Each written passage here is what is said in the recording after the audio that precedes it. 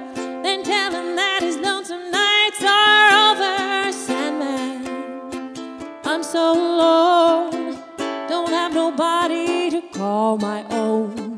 Please turn on your magic beam, Mr. Sandman, bring me a dream. Bum bum bum bum bum bum bum bum bum bum bum bum bum. Bum bum bum bum bum bum bum bum bum bum bum bum bum. Mr. Sandman, bring me a dream. Give him a pair of eyes with a come-hither gleam. Give him a lonely heart like Pagliacci, and lots of wavy hair like Liberace. Sandman, someone to hold would be so peachy before I'm too old. Please turn on your magic beam, Mr. Sandman, bring me, please, please bring me, Mr. Sandman, bring me a dream.